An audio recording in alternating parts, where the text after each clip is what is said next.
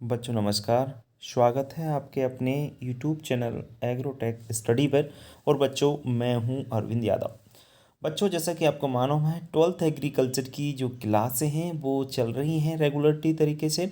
और इसमें हमारे लेके आए हैं क्रॉप प्रोडक्शन एंड हॉर्टिकल्चर का चैप्टर नंबर आपका नेक्स्ट है और चैप्टर का नाम है खाद एवं मैन्योर।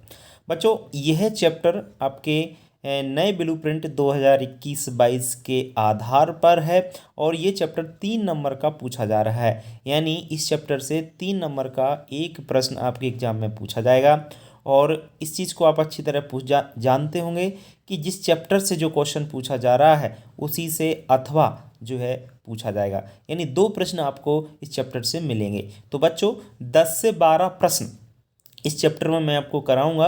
इनमें से कहीं से भी किसी भी कंडीशन में बाहर नहीं जाएगा। बस आप इसको अंत तक वीडियो को ज़रूर देखें जिससे आपको समझ आ सके कि कौन कौन से प्रश्न हैं जो आपके एग्जाम में पूछे जा सकते हैं। ठीक है बच्चों, तो न्यू ब्लूप्रिंट 2021-22 के आधार पर ये पूरा आपकी जो भी कोर्स है वो चल रहा है एग्रीकल्चर का, तीनों सब्जेक्ट का। ये तीसरा चैप्टर है क्रॉप प्रोडक्शन एंड हॉर्टिकल्चर का। आपको जानकारी होगी अच्छी प्रकार से। और बच्चों एक चीज़ मैं आपसे ज़रूर कहूँगा कि वीडियो को ज़्यादा बच्चे नहीं देख पा रहे हैं। पता नहीं ऐसा क्यों हो रहा है, आप शेयर नहीं करते हो या उनको बता नहीं रहे हो, क्या समस्या आ रही है ये अब आप ही जानते होगे। आप लोगों को जो है मैंने आपसे कई बार कहा है कि दूसरे बच्चों तक आप ज़रूर पहुँचाएं। देखो अगर वही बात होती है ना, तो कर भला तो होगा भला। मतलब दूसरों का यदि आप भला करोगे, जैसे मैं आपका कोशिश कर रहा हूँ कि आपका भला हो जाए, आपका अच्छा हो जाए, मैं आपको पढ़ाने की कोशिश कर रहा हूँ, उसी प्रकार से आप लोग भी इन वीडियो को दूसरे तक पहुँचाने की कोशिश करें। देखिए इसमें देखो मेरा फ़ायदा तो होगा ही होगा, साथ में और बच्चों का भी फ़ायदा हो। बस मैं इतना चाहता हूँ वीडियो ज़्यादा से ज़्यादा बच्चों तक पहुँचे। ठीक है ना। जब वीडियो पर व्यूज़ आएंगे तो बच्चों व्यूज़ आएंगे तो अच्छी बात है, उससे मुझे भी फ़ायदा होगा और मुझे भी उससे इनकम होगी, ये आप अच्छी तरह जानते हो। और क्या आप नहीं चाहते हो कि मुझे इनकम हो? भाई आपका तो कुछ जा नहीं रहा है, मुझे कुछ मिल रहा है, तो आपको अच्छा लगेगा कि नहीं लगेगा? बिल्कुल लगना चाहिए। तो बच्चों आप जो है ना इन वीडियो को ज़रूर शेयर किया करें, ज़्यादा से ज़्यादा छात्र जुड़ें। पूरे जो भी MP, छत्तीसगढ़, UP, राजस्थान के जितने भी छात्र हैं सब तक इन वीडियो को पहुंचाइए। एग्रीकल्चर लगभग सभी एक जैसा है, ठीक है ना। तो ये आपका काम है बच्चों, बस इतना ही कहूँगा। और वीडियो यदि अच्छा लगता है तो वीडियो को लाइक किया करें, और लाइक किया सब्सक्राइब चैनल को तो आपने कर ही लिया होगा, जिससे आपको हर वीडियो का जो नोटिफिकेशन है वो आपको समय से मिलता रहेगा। चलिए अब इन्हीं बातों के साथ हम इस वीडियो की शुरुआत करते हैं 3 नंबर का प्रश्न पढ़ने के लिए। सबसे पहले बच्चों, सबसे पहले हम लोग जानेंगे कि खाद क्या है। तो बच्चों खाद क्या है आप इस बात से अच्छी प्रकार से वाकिफ होंगे। खाद क्या होती है बच्चों? तो खाद किस प्रकार से, बहुत सिंपल लैंग्वेज में, मैंने किताबी भाषा में नहीं पढ़ाता हूँ, मैं आपको जानकारी इस बात की कि मैं अपनी भाषा में पढ़ाता हूँ पूरा। खाद क्या है बच्चों? जल के अतिरिक्त, किसके अतिरिक्त? जल के अतिरिक्त वे सभी पदार्थ जिनको भूमि में मिलाने से भूमि की उर्वरता में सुधार होता है, वो क्या कहलाते हैं? खाद कहलाते हैं। सिंपल है। पानी के अलावा मतलब जल के अलावा आप कोई भी पदार्थ अपनी भूमि में मिला दीजिए, जिससे क्या होगा? भूमि की उर्वरता जो है, फर्टिलिटी जो है, उसमें क्या होगा? सुधार होगा। ठीक है ना। अब सुधार होता है तो उसी का नाम अपन ने क्या दे दिया?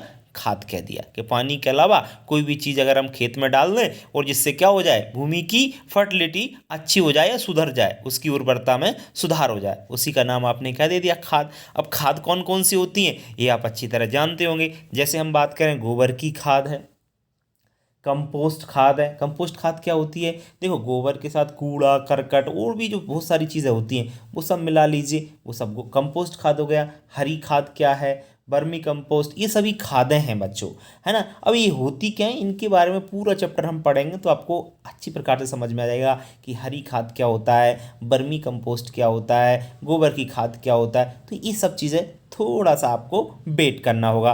पूरा चैप्टर पढ़िए, ये सब चीज़ें क्लियर हो जाएंगी आपकी, ठीक है ना। तो खाद कौन कौन सी होती है आपको पता चला, खाद क्या होती है ये आपको पता चल गया। अब हम इसके प्रकारों की बात करेंगे बच्चों। खाद 2 प्रकार की होती है। कितनी प्रकार की होती है? 2। सबसे पहला प्रकार है स्थूल जैविक खाद। पहला क्या है? स्थूल जैविक खाद। स्थूल जैविक खाद क्या होती है बच्चों?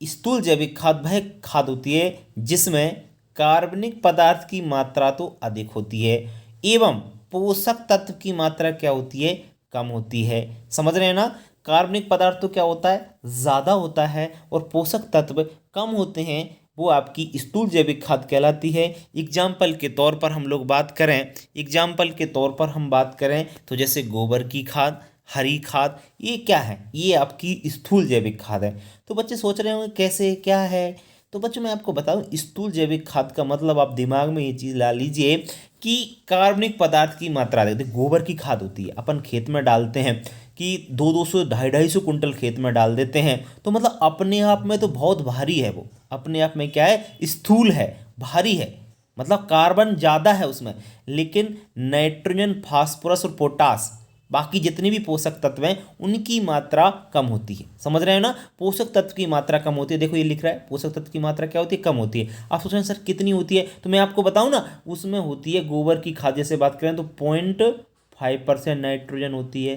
0.25% फास्फोरस होती है और 0.5% ही आपकी पोटास होती है। तो आप बताइए इतनी कम पोषक तत्व की मात्रा होती है और इतना सारा हमको खेत में डालना पड़ता है। समझ रहे हैं ना आपको बात को, तो इसलिए वो आपकी स्थूल जैविक खाद होती है। ऐसी कंपोस्ट होती है, ऐसी हरी खाद होती है कि उनमें पोषक तत्व तो कम होते हैं लेकिन कार्बनिक पदार्थ इनमें बहुत पाया जाता है। तो बहुत सारे बच्चे कहेंगे सर फिर डालते क्यों हैं, डालते इसलिए हैं क्योंकि कार्बनिक पदार्थ मुख्य होता है। कार्बनिक पदार्थ की मात्रा जितनी अधिक अपने खेत में होगी ना, उतनी अच्छी अपनी फसल होगी। समझ रहे हैं ना, कार्बनिक पदार्थ क्या करता है, पानी को एब्जॉर्ब करने की क्षमता होती है उसमें, अपने अंदर पानी को अवशोषित करता है। ठीक है ना, तो ये चीज़ आपको समझ में आ गई होगी।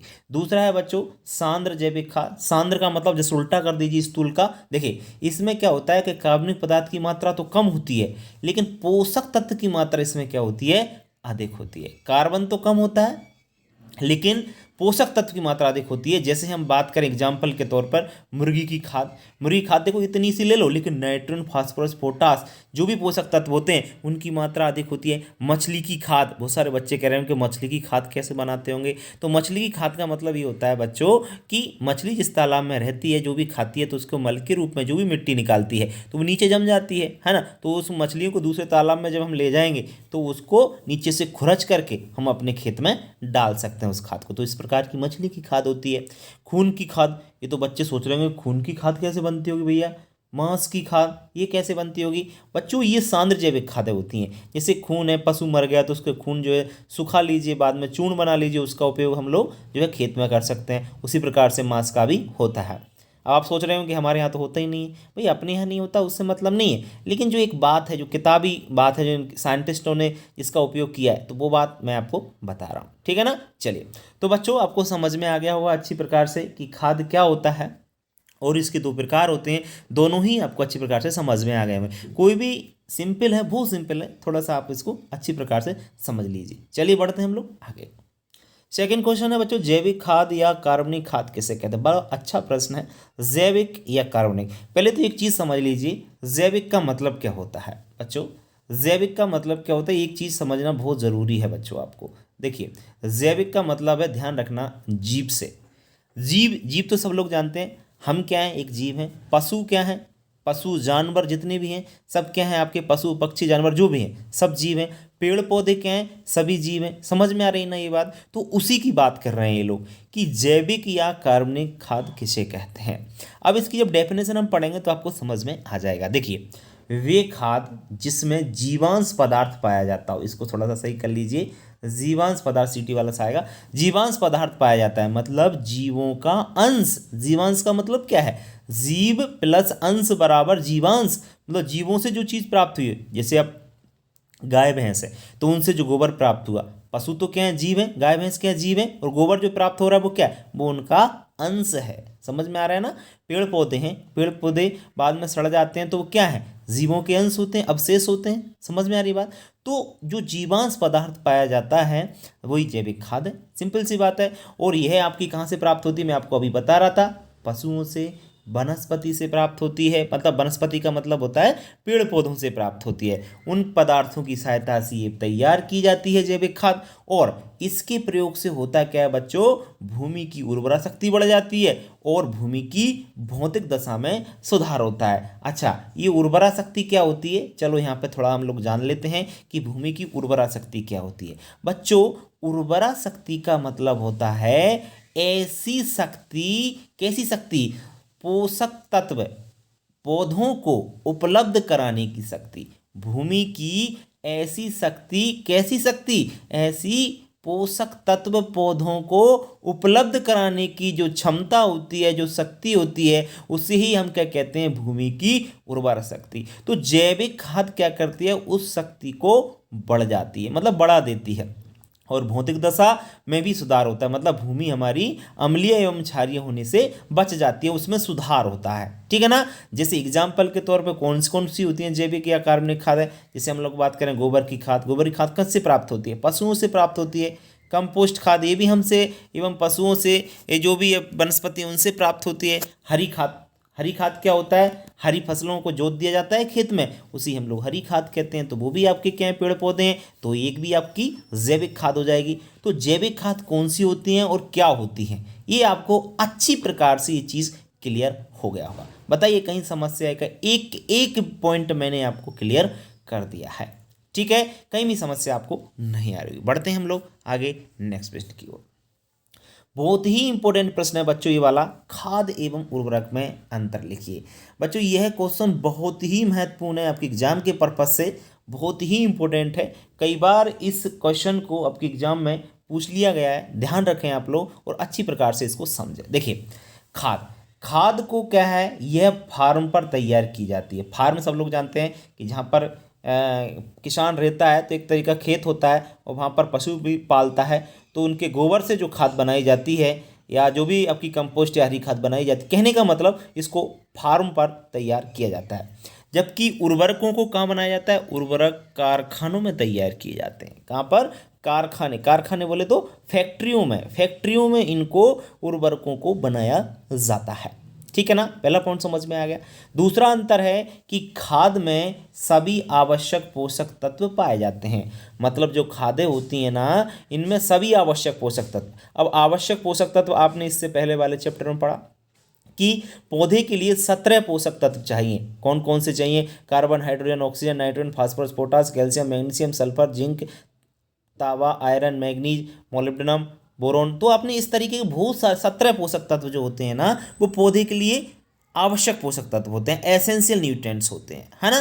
तो ये आप जानते हैं कि खाद में सभी पाए जाते हैं, लेकिन उर्वरक में एक या दो तीन ही पोषक तत्व पाए जाते हैं। जैसे यूरिया है, मान के चलिए यूरिया एक फर्टिलाइजर है, उर्वरक है, इसमें सिर्फ कितने, एक ही पाया जाता है, सिर्फ नाइट्रोजन ही पाया जाता है 46%, और कुछ पाया ही नहीं जाता। समझ रहे ना इस बात को, तो ये चीज़ आपको समझ में आ जाना चाहिए। तीसरा पॉइंट है कि सभी खाद कार्बनिक होती हैं, मतलब जितनी भी खाद होती हैं, चाहे वो गोबर की खाद हो, चाहे वो हरी खाद हो, चाहे वो आपकी कंपोस्ट खाद हो, वर्मी कंपोस्ट खाद हो, सभी कार्बनिक होती हैं। कार्बनिक का मतलब क्या होता है, कार्बनिक का मतलब होता है ये सभी जीवों से प्राप्त होती हैं। दूसरी बात, इनमें कार्बन पाया जाता है, समझ में आ रहा है, इसलिए ध्यान रखना ये कार्बनिक खाद होती हैं। लेकिन उर्वरक में याद रखना कि यूरिया सिर्फ कार्बनिक होता है, बाकी जितने भी उर्वरक हैं वो सभी क्या होते हैं, अकार्बनिक होता है। तो बच्चे सोच रहे होंगे सर यूरिया क्यों कार्बनिक होता है। यूरिया इसलिए कार्बनिक होता है कि हमारे एक बच्चों साइंटिस्ट थे जिनका नाम था होलर। बच्चों इस होलर ने क्या किया कि यूरिया को मनुष्य के मूत्र से तैयार कर लिया था। अब मनुष्य क्या एक जीव है कि नहीं है, है ना, तो उससे मूत्र जो प्राप्त हुआ एक जीव से प्राप्त है, इसलिए यूरिया जो है मनुष्य के मूत्र से तैयार कर लिया गया, इसलिए यूरिया एक कार्बनिक उर्वरक है। ये ध्यान रखना, ये कभी जैसे आगे हम कंपटीशन की तैयारी करते हैं एग्रीकल्चर में, तो इस प्रकार के प्रश्न आपके पूछे जाते हैं। तो ध्यान रखें, यूरिया को छोड़कर सभी उर्वरक आपके कैसे होते हैं, अकार्बनिक होते हैं। ठीक है, समझ में आ गई ये बात। चौथा पॉइंट समझ लीजिए। चौथा है बच्चों, खाद भूमि की भौतिक दशा में सुधार करती है, मतलब जो खाद होती हैं वो भूमि की जो फिजिकल कंडीशन है ना, उसको सुधारने का काम करती है। लेकिन जो उर्वरक होते हैं ना वो फिजिकल कंडीशन को क्या कर देते हैं, खराब कर देते हैं, बिगाड़ देते हैं। मतलब क्या है इसका कि मान के चलिए आप खाद दोगे खेत में तो अच्छा कार्बन की पदार्थ की मात्रा बढ़ेगी, बहुत अच्छी आपकी मिट्टी हो जाएगी, है ना। लेकिन अगर फर्टिलाइजर आप ज़्यादा दोगे, ज़्यादा दे रहे हो, दे ही रहे हो फर्टिलाइजर, उर्वरक दे रहे हो, तो इससे कि हमारी भूमि की भौतिक दशा पूरी तरीके से खराब हो जाएगी। भूमि या तो अम्लीय हो जाएगी या क्षारीय हो जाएगी, ठीक है ना, मतलब बंजर हो जाएगी कुल मिलाकर के, ये कह सकते हैं हम लोग। ठीक है, तो आपको ये चौथा पॉइंट भी क्लियर हो गया होगा। पांचवा और देख लीजिए, उदाहरण कौन कौन सी खाद होती है, गोबर की खाद, हरी खाद, कंपोस्ट का, ये आपके खाद के उदाहरण है। और उर्वरक के उदाहरण भी देख लीजिए, यूरिया है, अमोनियम सल्फेट है, डीएपी है, ये सब क्या है, उर्वरक के आपके एग्जाम्पल है। तो बच्चों तीसरा वाला प्रश्न आपको अच्छी प्रकार से क्लियर हो गया होगा। बढ़ते हैं हम लोग आगे। नेक्स्ट हम लोग जानेंगे हरी खाद किसे कहते हैं। देखिए अभी आप कह रहे थे कि सर हरी खाद क्या है, यहाँ पर देख लीजिए आप लोग, हरी खाद किसे कहते हैं और हरी खाद की 5 फसलों के नाम लिखिए कि कौन कौन सी फसलों से आपकी हरी खाद बनाई जाती है। देखिए बच्चों, दलहनी फसलों को उगाकर, कौन सी फसलों को, दलहनी यानी दाल वाली, दलहनी मतलब दाल वाली, पल्सेस क्रॉप, उनको उगाकर उन्हें हरी अवस्था में ही, कौन सी अवस्था में, हरी अवस्था में, मतलब जब उगा लीजिए दाल वाली फसल को और हरी अवस्था में क्या कर दीजिए, कल्टीवेटर की सहायता, हैरो की सहायता से खेत में उसको जोत कर खेत में मिला देना ही हरी खाद कहलाता है। और वो सड़ करके एक खाद का रूप ले लेती है। समझ में आई बात कि नहीं आई, नहीं आई, दोबारा समझिए कि किसी भी दलहनी फसल को, कोई दाल वाली फसल है, उसको खेत में हमने उगाया और उगाकर को उसे हरी अवस्था पर यानी फूल आए उस समय ही उसको खेत में जोत देते हैं और वो सड़ करके किसका रूप ले लेती है, खाद का रूप ले लेती है। उसे ही हम लोग क्या कहते हैं, हरी खाद कहते हैं। तो समझ में आया हरी खाद, जिससे क्या होता है, जिससे भूमि की उर्वरा शक्ति, अब क्या होती है उर्वरा शक्ति मैं आपको बता चुका हूं, वो बढ़ जाती है एवं फसलों का उत्पादन बढ़ जाता है। सही बात है, जब उर्वरा शक्ति बढ़ेगी तो फसलों का उत्पादन तो बढ़ेगा ही बढ़ेगा। और हरी खाद की कौन कौन सी फसल होती है, मतलब हरी खाद कौन कौन सी फसलों से बनाई जाती है। देखो सनई है, ढैंचा है, उड़द है, मूंग है, ग्वार है, ये आपकी 5 फसलें बच्चों जो है ना, इन 5 फसलें से हम लोग क्या कर सकते हैं, हरी खाद बना सकते हैं। अच्छा एक बात यहाँ पे क्लियर होगा कि दाल वाली फसलें क्यों लेते हैं, चना मतलब गेहूं क्यों नहीं ले सकते, धान क्यों नहीं ले सकते हरी खाद रूप में, तो इसलिए नहीं लेते बच्चों, इसलिए दलहनी फसलें लेते हैं। आपको एक अच्छी तरह मालूम है एक बात कि जो दाल वाली फसलें होती हैं, मैंने कल बताया था आपको, इनकी जड़ों में ग्रंथियां पाई जाती हैं और इन ग्रंथियों में राइजोबियम नामक जीवाणु पाया जाता है। जो राइजोबियम जीवाणु होता है वायुमंडल से नाइट्रोजन स्थिरीकरण करता है, नीचे फिक्सेशन करता है, जिससे आपकी भूमि में नाइट्रोजन की मात्रा बढ़ जाती है। जब नाइट्रोजन की मात्रा बढ़ जाती है तो कोशिश ये रहती है कि दलहनी ही फसलों का उपयोग हरी खाद के रूप में करना चाहिए। तो बच्चों हरी खाद किसे कहते हैं, इसकी 5 फसलों के नाम आपको अच्छी प्रकार से समझ में आ गए होंगे। बढ़ते हैं हम लोग आगे पूर्ण खाद की ओर। पूर्ण खाद क्या है बच्चों, पूर्ण यानी कंप्लीट मैन्योर कह रहे हैं। कंप्लीट मैन्योर क्या है, वो ग्रीन मैन्योर थी, ये कंप्लीट मैन्योर है इंग्लिश के लिए। बच्चों बे खाद, ये दे खाद नहीं, इसको बे कर लीजिए आप लोग, कंफ्यूज ना हो। बे खाद जिनमें सभी आवश्यक पोषक तत्व पाए जाते हैं। कौन से आवश्यक, मतलब जो पौधों के चाहिए, जो पौधों को चाहिए वो सभी पोषक तत्व, वो सभी आवश्यक पोषक तत्व, एसेंशियल न्यूट्रिएंट्स पाए जाते हों, वही आपकी कंप्लीट खाद कहलाती है या पूर्ण खाद कहलाती है। सही बात है, पूर्ण खाद का मतलब ये है कि पौधों को जो चाहिए वो सभी पोषक तत्व उस खाद में पाए जाते हों, तो समझ लीजिए वो कौन सी खाद है, वो आपकी पूर्ण खाद है। और इनके प्रयोग से क्या होता है, इनके प्रयोग से पौधों को सभी आवश्यक पोषक तत्व प्राप्त हो जाते हैं। अब जैसे एग्जाम्पल के तौर पर पूर्ण खाद कौन सी होती हैं, तो देखिए जैसे गोबर की खाद है ये पूर्ण है आपकी, हरी खाद है ये भी आपकी पूर्ण खाद है, कंपोस्ट खाद है ये भी पूर्ण खाद है, और आगे बर्मी कंपोस्ट खाद होगी वो भी आपकी पूर्ण खाद होगी। क्योंकि ये ऐसी खादें होती हैं जिनमें सभी आवश्यक पोषक तत्व पाए जाते हैं, मतलब जो पौधों को पोषक तत्व चाहिए वो सभी पोषक तत्व इन खादों में पाए जाते हैं। ठीक है, तो इसलिए इनको पूर्ण खाद कहते हैं। तो समझ में आ गया बच्चों पूर्ण खाद क्या होती है और हरी खाद क्या होती है। अब बढ़ते हैं हम लोग आगे। बहुत ही इंपॉर्टेंट क्वेश्चन, बस समझने की जरूरत है इस क्वेश्चन को, बहुत ही सिंपल है। देखियो क्वेश्चन क्या है, प्रश्न नंबर 6 है, हरी खाद, गोबर की खाद ऑब्लिक कंपोस्ट खाद ऑब्लिक बर्मी कंपोस्ट। देखो इनमें से किसी एक का भी नाम अगर एग्जाम में पूछ लिया जाए, उसका लाभ या महत्व पूछ लिया जाए, तो आपको आंसर सभी का इसी प्रकार से देना है। देखिए क्वेश्चन समझिए आप लोग, हरी खाद या गोबर की खाद या कंपोस्ट खाद या बर्मी कंपोस्ट खाद, ये चारों जो खाद मैंने लिखी हैं इनमें से मान के चलिए एग्जाम में एक का पूछा जाएगा, सभी का तो पूछा नहीं जाएगा। एक किसी का पूछ लिया, कैसे पूछ लिया कि हरी खाद का लाभ या महत्व बताइए, ऐसे पूछ लिया, तो आपको यही लिखना है। गोबर की खाद का लाभ या महत्व पूछ लिया तो भी आपको इसी प्रकार से लिखना है। समझ में आ रही है ना बात आपको जो मैं कह रहा हूँ, अच्छी प्रकार से समझ में आना चाहिए कि मतलब इनका सबका लाभ एक जैसा ही होता है, इसलिए मैंने एक ही क्वेश्चन में सभी को ऐसे लिखता तो 4 क्वेश्चन बन जाते। इसलिए देखिए लाभ क्या होता है बहुत अच्छी प्रकार से मैं आपको बताऊंगा बच्चों, और समझिए आप इसको।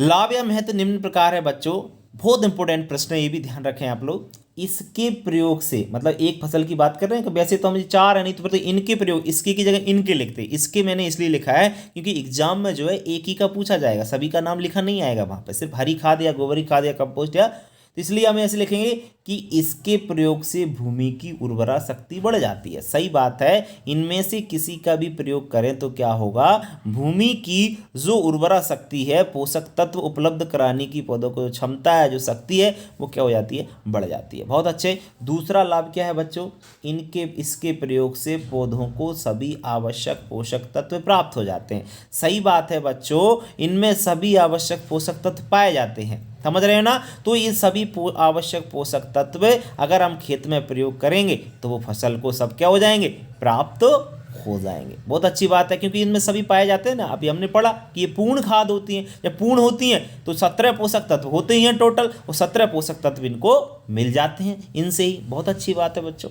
तीसरा पॉइंट है, इसके प्रयोग से भूमि की भौतिक दशा में सुधार होता है। उसकी जो फिजिकल कंडीशन होती है, मतलब उसकी जो अम्लता है और क्षारीयता है वो आपकी बिल्कुल नहीं रहती, एकदम पीएच आपका 7 हो जाता है, मतलब 7 पीएच हो जाता है, उदासीन मृदा हो जाती है। कुल मिलाकर के उसकी भौतिक दशा में सुधार होता है यदि हम इनमें से किसी खाद का प्रयोग करते हैं तो। ये लाभ हुआ। चौथा लाभ है बच्चों, इसके प्रयोग से फसलों का उत्पादन बढ़ेगा। बहुत सिंपल बात है, जब सभी आवश्यक पोषक तत्व मिल रहे हैं, उर्वरा शक्ति बढ़ रही है, भौतिक दशा में सुधार हो रहा है, तो फसलों का उत्पादन तो बढ़ेगा ही बढ़ेगा, है ना। इनमें से किसी भी आप खाद का उपयोग करिए तो आपका फसलों का जो उत्पादन है वो तो आपका बढ़ ही जाना है। समझ में आई बात कि नहीं आई। इन सब का प्रयोग करने से फसलों का उत्पादन बढ़ता है। ठीक है। पांचवा पॉइंट है, पांचवा पॉइंट और देख लीजिए। आपका पांचवा पॉइंट है कि इसके प्रयोग से भूमि में कार्बनिक पदार्थ की मात्रा बढ़ती है। जी हाँ बच्चों, कार्बनिक पदार्थ क्या होता है मैं आपको बता चुका हूँ। जैसे गोबर की खाद है, नाइट्रोजन फास्फोरस पोटास 0.5 0.25 0.5% है, लेकिन कार्बनिक पदार्थ बहुत है क्योंकि सड़ करके बाद में वो मिट्टी ही बनना है। क्या बनना है? मिट्टी ही बनना है। तो कार्बनिक पदार्थ की मात्रा इनमें, इन सभी में देख लो आप लोग, सभी में हरी खाद हो या गोबर की खाद या कंपोस्ट या बर्मी कंपोस्ट। बर्मी कंपोस्ट को केंचुआ खाद कहते हैं, अभी आप पढ़ेंगे आगे, अब चिंता न करें, है ना, कंफ्यूज होने की जरूरत नहीं है। बर्मी कंपोस्ट को हम केंचुआ खाद कहते हैं। थोड़ा सा आप लोग धीरज रखिए, है ना। तो इनके प्रयोग से कार्बनिक पदार्थ की मात्रा बढ़ती है। तो बच्चों ये थे हरी खाद, गोबर की खाद या बर्मी या कंपोस्ट खाद के लाभ या महत्व। यदि ऐसा प्रश्न पूछा जाए तो आपको आंसर ये देना है। बहुत ही सिंपल लैंग्वेज में मैंने आपको समझाया है। ठीक है, चलिए समझ में आ गया हुआ, बढ़ते हम लोग। नेक्स्ट प्रश्न है बच्चों, हरी खाद क्या होता है आपने पढ़ लिया। अब हरी खाद की, एक मिनट, हरी खाद की फसल के गुण या विशेषता लिखिए। मतलब क्या है, क्वेश्चन समझना बहुत जरूरी है। देखो एक चीज आप लोग अभी कान खोलकर सुन लेना सभी छात्र, कि किसी भी आंसर देने से पहले उस प्रश्न को समझें कि प्रश्न क्या कह रहा है, तभी आप उसका आंसर अच्छी प्रकार से दे पाओगे, नहीं तो आप गलत कर आओगे। बच्चे क्या करते हैं, यही तो करते हैं, बच्चे कंफ्यूज हो जाते हैं। बच्चे कंफ्यूज होते हैं कि इसका आंसर कहीं दूसरा तो नहीं है, दूसरा लिखे आते हैं, उसमें तीसरा घुसेड़े आते हैं। तो ये नहीं करना है काम आपको, है ना। इसी चीज़ का आपको विशेष याद रखना है बच्चों, कि मान के चलो क्वेश्चन आपको याद नहीं है तो मुझे नहीं लगता कि आप आंसर उसका अच्छी प्रकार से दे पाओगे। सबसे पहले आप आंसर याद करने से पहले उन क्वेश्चन को ज़रूर याद रखें कि क्वेश्चन क्या कह रहा है, ये बात आपको ज़रूर याद रखनी चाहिए। ठीक है, चलिए हरी खाद की फसल के गुण। देखिए हरी खाद की फसल मतलब हरी खाद के लिए हम कोई फसल का उपयोग कर रहे हैं तो उस फसल में कौन सी गुण या विशेषताएं होना चाहिए। समझ में आई बात। तो उस फसल में निम्न गुण या विशेषता होना चाहिए। नंबर 1 है फसल दलहनी होना चाहिए। फसल कैसी होना चाहिए? दलहनी। क्यों होना चाहिए दलहनी? क्योंकि आपको पता है दाल वाली फसल की जड़ों में ग्रंथियां पाई जाती हैं, उनमें राइजोबियम जीवाणु पाया जाता है जो कि वायुमंडल से नाइट्रोजन का फिक्सेशन करता है। ये आपको अच्छी तरह मालूम चल गया है, ठीक है। चलिए, दूसरा है फसल में पत्तियां अधिक होना चाहिए। क्यों भैया पत्तियां क्यों होना चाहिए? पत्तियां इसलिए होना चाहिए क्योंकि पत्तियों में पोषक तत्व अधिक पाए जाते हैं, इसलिए पत्तियां उस फसल में अधिक होना चाहिए। क्योंकि पत्तियां जितनी से ज़्यादा अगर भूमि में जाएंगी और वो सड़ेंगी तो वो कितना खाद बनाएंगी, इसलिए पत्तियां अधिक होना चाहिए। तीसरा पॉइंट है बच्चों, फसल के अंग मुलायम होना चाहिए। क्यों भाई मुलायम क्यों होना चाहिए? फसल के अंग मुलायम इसलिए होना चाहिए बच्चों क्योंकि मुलायम होंगे तो वो फसल जल्दी से सड़ जाएगी। समझ में आ रहा है ना? क्योंकि मुलायम चीज़ जल्दी सड़ेगी कि नहीं सड़ेगी? समझ में आ रही बात? तो इसलिए कठोर चीज़ टाइम लगेगा उसको सड़ने में, मुलायम होंगी तो वो जल्दी से सड़ जाएगी और खाद का रूप ले लेगी, ठीक है। चौथा पॉइंट है बच्चों, फसल की जड़ों में ग्रंथियां अधिक होना चाहिए। जी हाँ बच्चों, क्योंकि ग्रंथियां अधिक होंगी तो जीवाणु अधिक होंगे, और जीवाणु अधिक होंगे तो वायुमंडल से नाइट्रोजन भी अधिक स्त्रीकरण होगी, और नाइट्रोजन अधिक स्त्रीकरण होगी तो फसलों का उत्पादन भी आपको अधिक मिलेगा। समझ में आ रहा है ना? तो फसल में जो भी फसल आप लोग हरी खाद के लिए ले रहे हो उसमें ग्रंथियों की संख्या अधिक होना चाहिए। ग्रंथियां बोले तो हम गांठें कह सकते हैं, उसकी जड़ों में गांठें पाई जाती हैं दलहनी फसलों की। मैं अभी बताऊंगा कैसे होता है फिक्सेशन, यहाँ पे क्लियर कर दूंगा, अभी 1 मिनट रुको।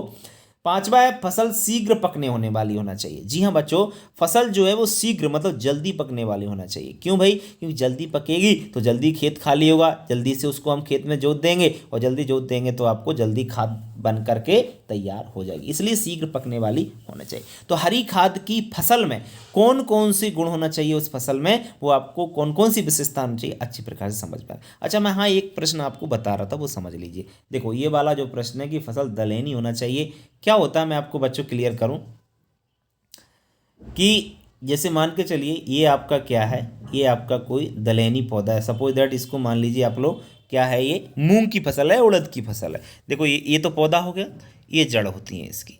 इन जड़ों में क्या होता है बच्चों, इस प्रकार की गांठें पाई जाती हैं, ग्रंथियां कहते हैं हम इसको।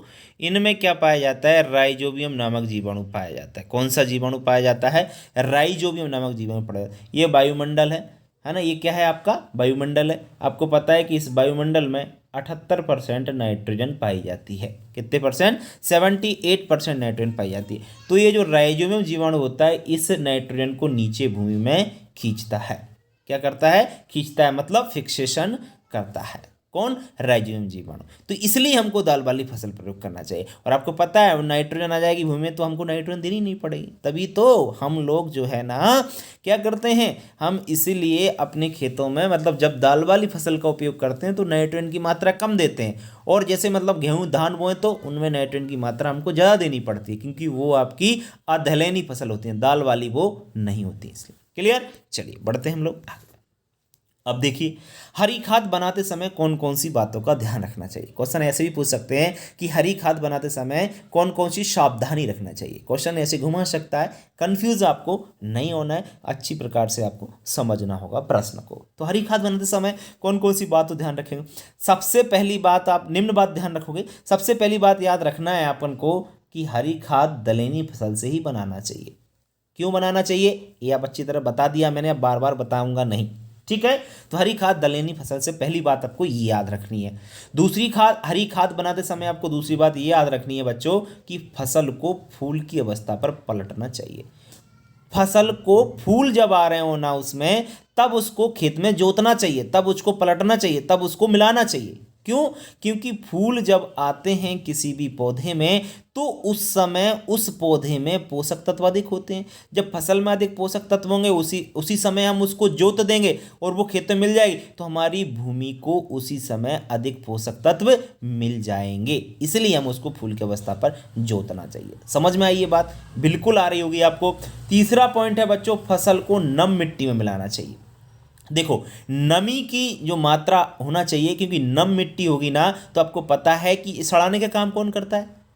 फसलों को जो भी हैं सड़ाने का काम कौन करता है? सड़ाने का काम करता है जीवाणु, बैक्टीरिया करते हैं, है ना। और नमी जहाँ पर होगी वहाँ पर बैक्टीरिया होंगे, ये चीज़ आप अच्छी तरह जानते हो, है ना। तो बैक्टीरिया अगर नमी ज़्यादा होगी, मतलब नमी, ऐसा नहीं कि पानी भर रहा हो, ऐसा नहीं, मतलब नमी होना चाहिए, नमी होना चाहिए, गीलापन होना चाहिए थोड़ा बहुत, है ना। उससे क्या होगा, जो बैक्टीरिया होंगे वो अधिक क्रियाशील होंगे, जब वो अधिक क्रियाशील होंगे तो उसको जल्दी से सड़ा देंगे। तो ध्यान रहे, भूमि कैसी होनी चाहिए, नम मिट्टी में मिलाना चाहिए। चौथा पॉइंट है, फसल को 5 से 6 सप्ताह की उम्र पर मिलाना चाहिए। जब फसल आपके लगभग 40 से 45 दिन की हो जाए तब उसको आपको खेत में मिलाना चाहिए, ठीक है ना। मतलब फूल की अवस्था, वही बात हो गई घुमा फिरा के, ठीक है ना। तो हरी खाद बनाते समय कौन कौन सी बातों का ध्यान रखना है, उम्मीद करता हूँ बड़ी अच्छी प्रकार से आपको ये चीज़ क्लियर हो गई होगी। चलिए बढ़ते हैं हम लोग आगे। नेक्स्ट है बच्चों, गोबर की खाद किसे कहते हैं, इसका संगठन लिखिए। बड़ा अच्छा प्रश्न है बच्चों कि गोबर की खाद क्या होता है। सब लोग जानते हैं कि गोबर की खाद क्या होती है बच्चों। देखिए, पशुओं के गोबर, देखिए पशुओं के गोबर एवं मल मूत्र भी कह सकते हैं, से तैयार खाद गोबर की खाद कहलाती है। भाई गोबर की खाद क्या होती है, पशुओं का मल प्राप्त होता है और मूत्र प्राप्त होता है, उसी को हम लोग गड्ढे में डाल देते हैं। गाँव में तो रोड़ी की खाद बोलते हैं, क्या बोलते हैं आप लोगों को मालूम होगा, अपने अपने यहाँ अलग अलग वर्ड यूज करते होंगे। तो पशुओं के गोबर या मलमूत्र से तैयार खाद होती है, वही आपकी गोबर की खाद कहलाती है। और इसे फार्म पर पाए जाने वाले पशुओं के गोबर एवं मलमूत्र से तैयार किया था। वही बात घुमा फिर घुमा दिए, है ना। और इसलिए इसे देखो फार्म पर बनाते हैं, मतलब जहाँ पर फार्म होता है ना वहाँ पर इसको तैयार करते हैं, तो इसे हम लोग एफ बाई एम का मतलब होता है फार्म यार्ड मैन्योर भी कहते हैं। ये दूसरा नाम है गोबर की खाद का, कि जब इसे फार्म पर बनाया जाता है तो इसका दूसरा नाम क्या है, F/M, यानी फार्म यार्ड मैन्योर के नाम से भी इसको हम जाना जाता है। ये थोड़ा सा आप लोग ध्यान रखोगे, ठीक है, क्योंकि एग्जाम में ऐसे पूछ लिया बताइए F/M क्या है, आपको नहीं पता होगा तो आप लोग गलत कर आओगे। इसलिए आप याद रखें कि F/M जो है ना वो गोबर की खाद को ही कहते हैं। संगठन देख लीजिए बच्चों, इसका संगठन का मतलब इसमें क्या क्या चीज़ें कितने कितने परसेंट पाई जाती हैं। देखो नाइट्रोजन पाई जाती है 0.5%, फास्फोरस पाई जाती है 0.25% और पोटाश पाई जाती है 0.5%, मतलब दोनों 0.55 है। नाइट्रोजन पोटाश, फास्फोरस की मात्रा और कम है, वो है 0.25%। बाकी और देख लीजिए, इसके अलावा इसमें कैल्शियम, मैग्नीशियम, लोहा, तांबा, जिंक आदि पोषक तत्व भी पाए जाते हैं। इसलिए तो ये पूर्ण खाद है कि इसमें सभी पोषक तत्व पाए जाते हैं, ठीक है ना। मेन जो होते हैं ना वो यही होते हैं, नाइट्रोजन, फास्फोरस, पोटाश, ये मुख्य होते हैं, मुख्य पोषक तत्व हैं। ये मैंने कल पढ़ाया है, मुख्य पोषक तत्व कौन से होते हैं, NPK, nitrogen, phosphorus, potash. Clear. चलिए, तो बच्चों समझ में आ रहा होगा आपको गोबर की खाद क्या है, इसका संगठन भी आपको समझ में आ गया होगा। अब बढ़ते हैं हम लोग आगे।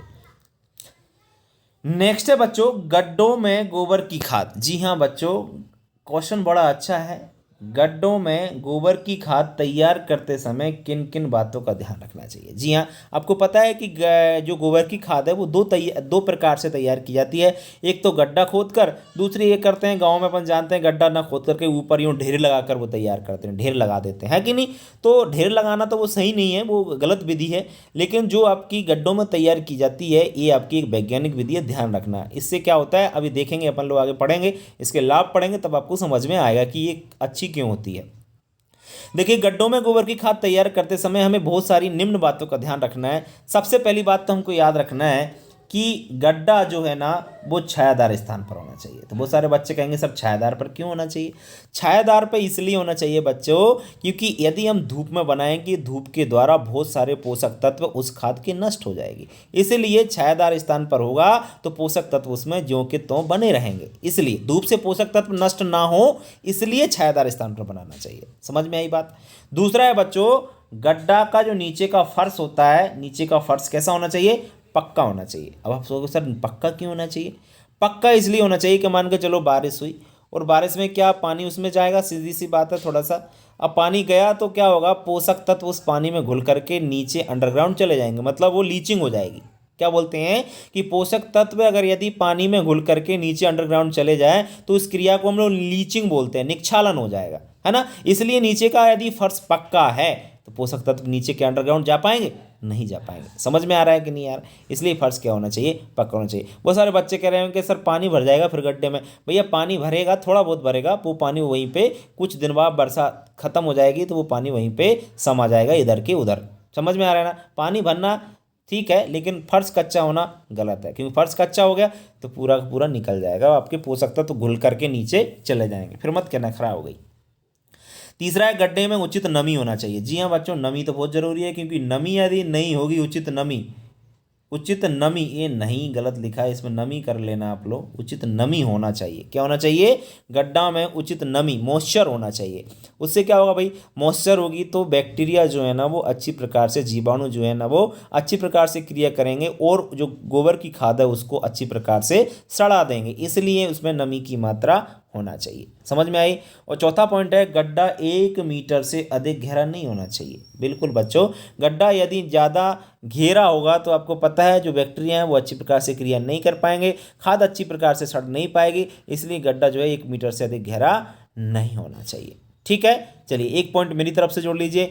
गड्ढा आपके कहाँ पर होना चाहिए? जो भी गड्ढा बना रहे हो वो थोड़े से ऊंचे स्थान पर होना चाहिए, जिससे बरसात का पानी उसमें ना भरे। ये भी आप लोग थोड़ा सा लिख सकते हो, कोई दिक्कत वाली बात नहीं है। ठीक है ना? तो बच्चों, गड्ढों में गोबर की खाद तैयार करते समय किन किन बातों का आपको ध्यान रखना है, ये आपको अच्छी प्रकार से क्लियर हो गया होगा। ठीक है, बढ़ते हैं आगे।